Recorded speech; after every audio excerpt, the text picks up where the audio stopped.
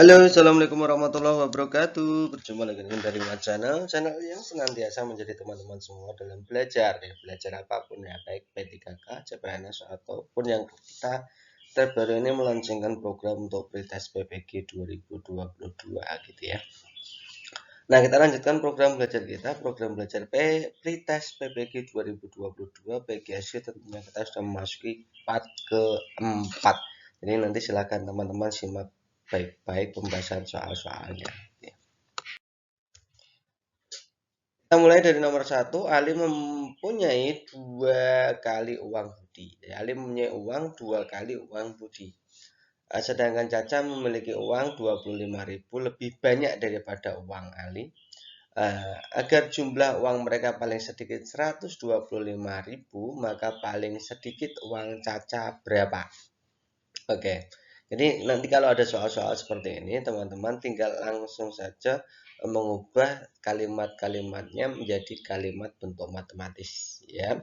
Jadi Ali mempunyai uang dua kali uang budi. Berarti Ali kita simpulkan A ya. Berarti A itu dua kali budi, ya, dua kali uang budi. Ini kan. Kemudian Om Caca memiliki uang 25.000 lebih banyak daripada uang Ali. Berarti uang Ali ditambah 25, ya. Jadi Caca itu uang Ali ditambah 25.000 gitu ya. Nah, dari sini kita bisa memasukkan ya. A-nya kan 2B. A-nya kan 2B pada persamaan 1A kan 2B. Maka C sama dengan 2B tambah 25.000 gitu ya. Nah, jika jumlah tiga uang mereka itu paling sedikit itu artinya lebih besar dari atau sama dengan yaitu 125.000, maka kita bisa menuliskannya A ditambah B ditambah C itu lebih besar dari 125.000 rupiah. Kita masukkan A-nya 2B ya, A-nya 2B, kemudian B itu sendiri B, kemudian C itu ternyata 2B ditambah 25.000 kan. Ketemunya lebih besar dari 125.000.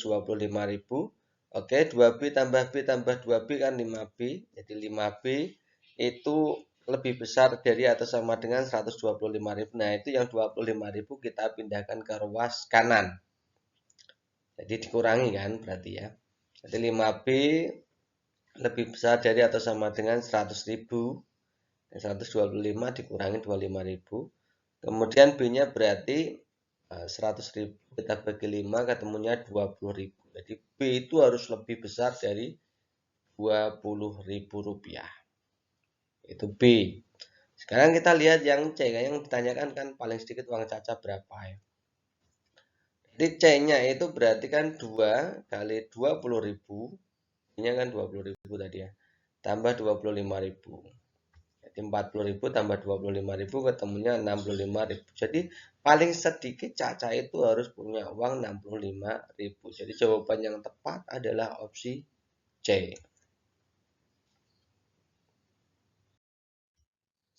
Berikutnya, sudut merupakan pertemuan dua buah sinar garis yang bertumpu pada titik pangkalnya. Jika tiga buah sinar garis bertemu dalam suatu titik, maka akan menghasilkan tiga buah titik sudut. Jika empat buah garis bertemu dalam satu titik, maka akan menghasilkan 6 buah garis sudut. Jika 50 buah sudut bertemu pada satu titik, maka akan menghasilkan berapa sudut? Nah, untuk mengerjakan soal seperti ini, teman-teman membutuhkan yang namanya pola, gitu ya. Jadi membuat pola dulu, tapi jangan khawatir nanti teman-teman kalau mengerjakan soal ini kita sudah buatkan rumus cepatnya, jadi teman-teman tinggal pakai gitu aja. Saya kasih apa namanya itu gambaran seperti ini. Misalkan ini kan tiga sudut, tiga garis ya, tiga garis bertumpu pada satu titik gitu ya. Hasil sudutnya ada berapa? Coba kita hitung. 1, 2, 3. Ada 3. Kalau ada 3 garis maka ada 3 sudut. Ya. Kalau 4 garis. 1, 2, 3, 4, 5, 6. Ada 6. Gitu ya. Dan seterusnya. Nah, itu itu kalau kita buatkan rumus sederhananya adalah menghitung banyaknya sudut itu tinggal N dikalikan N dikurangi 1 dibagi 2. N dikalikan N dikurangi 1 dibagi 2. Nah, kalau di situ jumlah garisnya ada 50. Ya tinggal kita tulis saja 50 dalam kurung 49 dibagi 2. Ya, 50 kali 49 bagi 2. 50 bagi 2 kan 25. 25 kali 49 ketemunya 1225. Jadi jawaban yang tepat adalah ini. D. Hasil bagi dua buah bilangan adalah 5. Jika jumlah dua bilangan bulat tersebut adalah 36, maka hasil kali kedua bilangan tersebut adalah titik-titik. Hasil bagi dua bilangan 5. Jadi kalau kita ada soal seperti ini langsung diubah ke bentuk matematisnya ya. Di A dibagi dengan B itu 5. Gitu kan gitu ya. Kemudian jumlah dua bilangannya 36. Berarti A ditambah. Ini kalau kita ubah dulu ya. Di A itu 5B kalau kita pindahkan ruas B-nya ke sebelah kanan ya.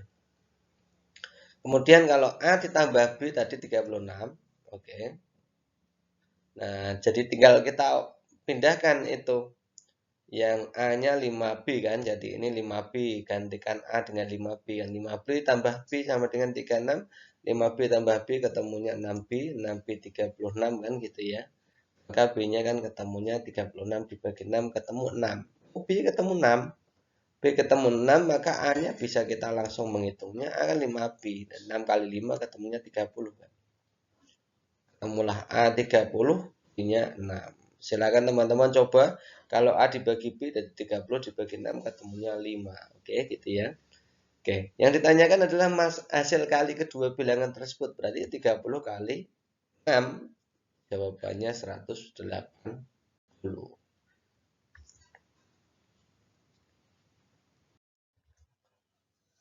Selisih umur ayah dan anak pertamanya adalah 26 tahun.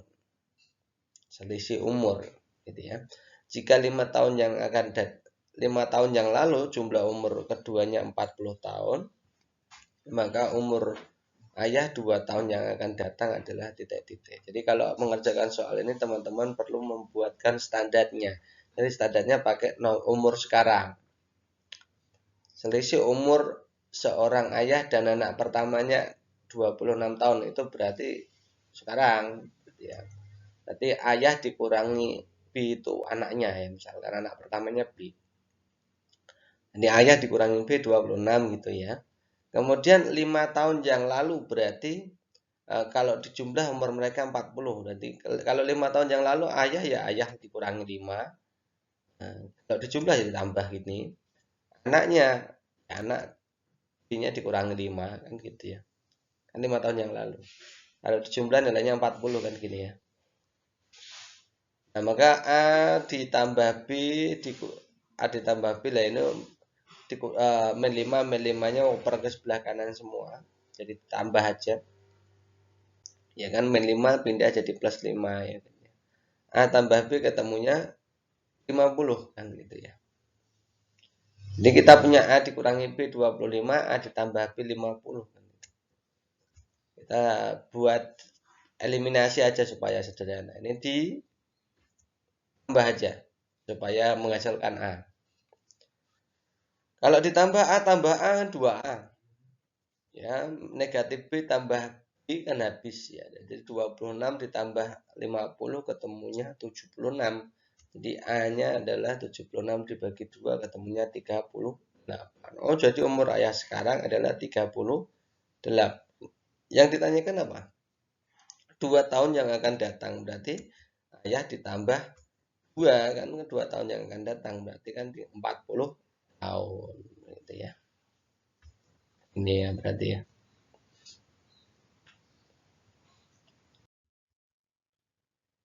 Warganegara seseorang dapat diusahakan dengan proses naturalisasi atau pewarganegaraan. Adapun ketentuan menaturalisasikan di Indonesia adalah sebagai berikut. memiliki identitas diri sebagai seorang warga negara lain, B. memiliki paspor Indonesia, C. memiliki usia di bawah 17 tahun, D. tidak memiliki kewarganegaraan lain. Oke. Jadi kita akan kaji tentang undang-undang kewarganegaraan tentang proses naturalisasi gitu ya. Nih, saya bacakan ini banyak sekali, ada 6 item yang perlu teman-teman pahami. Jadi proses naturalisasi itu disesuaikan dengan Undang-Undang Nomor 12 Tahun 2006. Satu, itu sewaktu pengajuan pihak pemohon sudah berada di wilayah negara Republik Indonesia minimal 5 tahun atau 10 tahun tidak berturut-turut. Yang kedua, usianya harus 18 tahun atau sudah menikah. Itu pengajuan naturalisasi. Yang ketiga, dapat berbahasa Indonesia dengan baik dan benar mengikuti UUD 45 dan Pancasila ya, jelas ya. Sehat jasmani rohani. Kemudian tidak pernah dijatuhi hukuman pidana karena melakukan tindakan pidana yang diancam dengan pidana penjara 1 tahun lebih. Jika dengan memperoleh kewarganegaraan Indonesia tidak mendapat kewarganegaraan ganda, artinya sudah terbebas dari kewarganegaraan lain sewaktu pengajuan, karena nanti akan berganda kalau tidak demikian ya. Jadi kalau kita lihat yang A, memiliki identitas diri sebagai seorang warga negara lain, tidak harus gitu ya. Yang belum punya kewarganegaraan yang penting sudah menetap 5 tahun kemudian dan lain-lain itu syaratnya bisa. Yang B,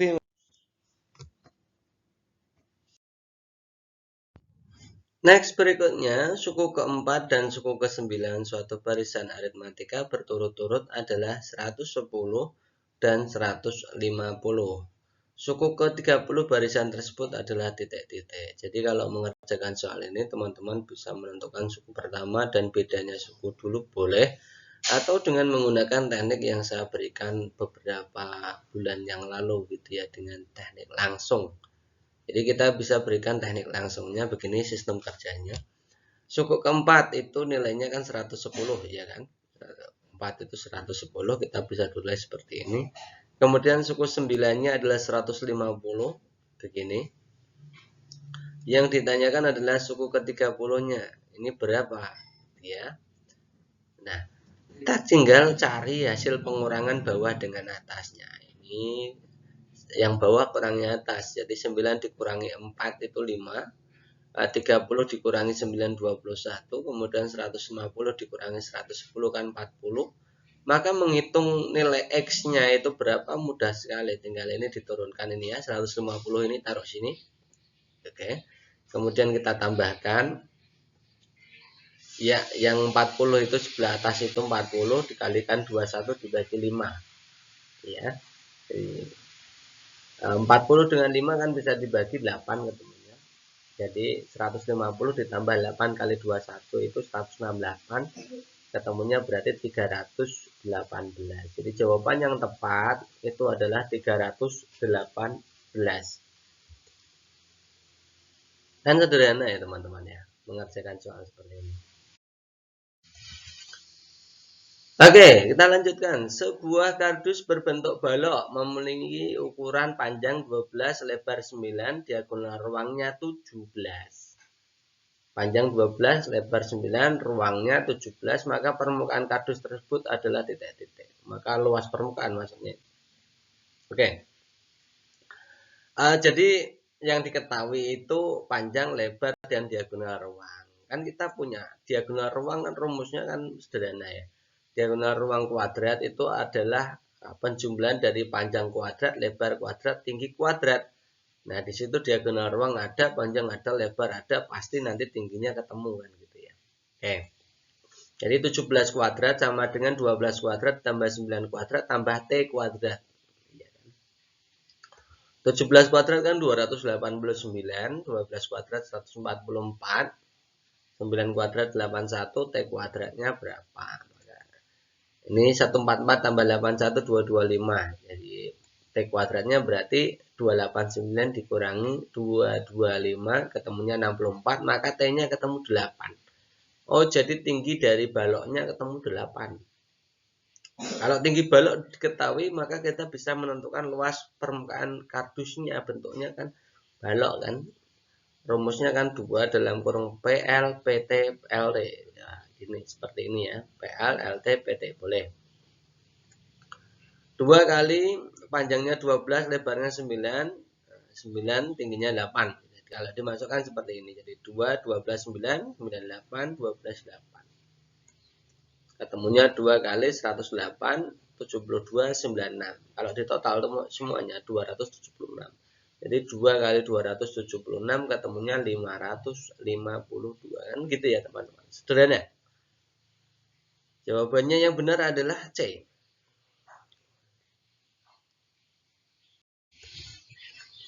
Bayangan titik P dan Q oleh refleksi. Refleksi itu pencerminan. Bayangan titik P dan Q oleh refleksi terhadap Y sama dengan X adalah P-nya adalah titiknya P-nya 3,5, Q-nya 2,6. Koordinat titik P dan Q adalah titik-titik. Oke. Karena di situ adalah refleksi, maka sama saja. Jadi P direfleksikan terhadap Y sama dengan X, hasilnya berapa? Kita balik mencari P-nya juga sama. Kan itu bentuknya bentuk pencerminan kan gitu ya. Kita tahu bahwa kalau ada sembarang titik A, B itu direfleksikan terhadap Y sama dengan X, itu hasilnya cukup koordinatnya cukup kita balik gini. Jadi A, B jadi B, A. Ya, misalkan 2,1 ya jadi 1,2. Itu kalau kita cerminkan terhadap garis Y sama dengan X. Jadi kalau bayangannya misalkan 3,5 ya tinggal kita balik jadi 5,3. 2,6 juga sama jadi 6,2. Jadi titik asalnya berarti 5,3 dan 6,2. Nih 5,3, P-nya 5,3, Q-nya 6,2. Gitu ya.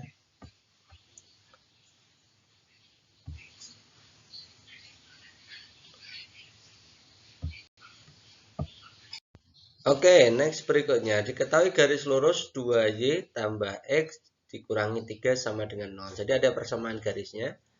Kemudian yang ditanyakan persamaan garis tersebut yang sejajar. Oh, berarti kita akan cari tahu mana garis dari A sampai D itu yang sejajar dengan 2Y tambah X dikurangi 3 sama dengan 0. Jadi kita kemarin sudah pernah di part sebelumnya itu menentukan apakah itu sejajar, apakah itu berpotongan, apakah itu tegak lurus kan gitu ya. Jadi dikatakan sejajar itu jika gradiennya sama, itu sejajar. Ya. Kita akan cek coba. Jadi persamaan garisnya kan 2Y tambah X dikurangi 3 sama dengan 0. Caranya untuk menentukan gradien tinggal kita pisahkan X dan Y.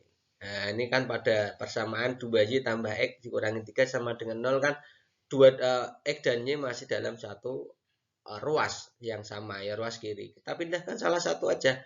Misalkan X-nya pindahkan ke ruas kanan. Jadi kan min X ditambah 3 kan gitu ya. Beserta konstantannya dipindahkan ke kanan juga boleh, tidak ya boleh sama.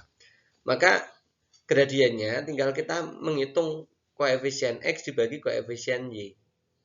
Ya, angka di depannya X dibagi angka depannya Y gitu ya. Koefisiennya X pada X di atas itu adalah min. Min jadi artinya min 1. Min 1, koefisiennya Y 2. Jadi min 1 per 2. Oh, gradiennya ternyata min 1 per 2. Sekarang kalau kita cek A sampai D itu gradiennya masing-masing berapa? Coba lihat ya. Kalau 2Y dikurangi X dikurangi 3 sama dengan 0 yang opsi A, maka kalau kita pindahkan X-nya supaya terpisah dengan Y, maka 2Y sama dengan X ditambah 3 kan. Maka gradiennya koefisien X dibagi koefisien Y 1 per 2. Oh, tidak sama. Jadi opsi A itu bukan sejajar, tidak sejajar. Kemudian yang B. Y sama dengan min setengah X ditambah 3 itu Y dan X sudah terpisah, maka langsung saja gunakan rumus koefisien X dibagi koefisien Y. Koefisien X-nya min setengah, koefisien Y-nya 1 kan. Jadi min setengah dibagi 1 ketemunya ya min setengah. Oke, ini benar. Yang C, ini Y dan X juga sudah terpisah ruasnya. Jadi tinggal langsung saja koefisien X dibagi koefisien Y, ketemunya setengah bagi 1 setengah, berarti ini tidak sama. Yang D itu pisahkan dulu karena itu masih satu ruas. Jadi 2Y sama dengan min 2X tambah 3. Jadi koefisien X dibagi koefisien Y. Jadi min 2 dibagi 2 ketemunya min 1. Jadi tidak sama lagi. Maka yang sama adalah opsi yang tepat adalah opsi. Next berikutnya, jarak dari kota A dan kota B itu 275 km. Agung naik mobil dari kota A ke kota B berangkat jam 8 lebih 5 menit dengan kecepatan 72 km per jam. Pada waktu yang bersamaan Bima berangkat dari B ke A, berarti yang satu A ke B, yang satu B ke A, artinya berpapasan gitu ya. Melalui jalan yang sama dengan kecepatan rata-rata 53 km per jam. Mereka sudah janjian ketemu di satu tempat, maka mereka bertemu jam berapa? Oke. Jadi ini kasusnya adalah berpapasan gitu ya. Berpapasan. Oke. Kita cari T-nya saja sederhana ya. Kalau berpapasan cari T-nya saja. Rumusnya adalah jarak dibagi V1 ditambah V2. Nah, jaraknya 275. V1 72, V2-nya 53. Jadi 275 dibagi 125. Ketemunya adalah kalau kita sederhanakan masing-masing dibagi 25 ketemunya 11 per 5 gitu ya, 11 per 5. 11 per 5 jam itu kalau kita ubah menjadi menit kan kalikan 60 ya. Jadi 11 per 5 kalikan 60 aja supaya nanti enak ngitungnya. Ketemunya 132 menit. 132 menit itu adalah 2 jam lebih 12 menit gitu ya. Jadi kalau berangkatnya jam 8 lebih 5 menit, maka ya jam 8 lebih 5 menit ditambah dengan 2 jam 12 menit, ketemunya jam 10 lebih 17 menit. Jadi ketemu jawabannya adalah A gitu ya.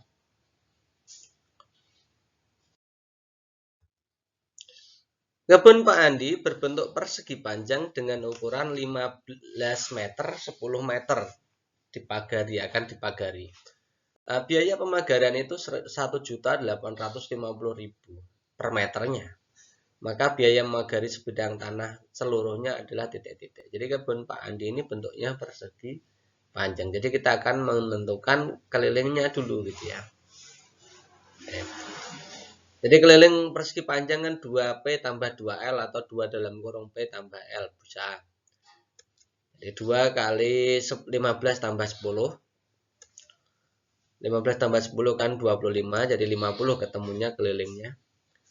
Kelilingnya 50, kemudian biayanya kan 1.850 per meter, jadi kita tinggal kalikan 50 kali 1.850.000, ketemunya 92.500.000. Jadi jawaban yang tepat adalah opsi C. Oke, itu dulu teman-teman untuk pembahasan kali ini. Semoga untuk pembahasan soal-soal pretest PPG asli gitu ya. Ini saya perlu kasih tahu bahwa dari tahun 2017 sampai tahun 2020 kemarin tidak terjadi perubahan soal signifikan antara soal-soal pretest di tahun-tahun itu. Jadi kemungkinan besar di tahun 2022 ini soalnya masih standarnya masih sama. Jadi teman-teman pelajari saja soal-soal yang ada di sini sehingga nanti teman-teman itu mudah dalam keikutsertaan dalam PPG 2022 gitu ya. Terima kasih atas perhatiannya. Assalamualaikum warahmatullahi wabarakatuh.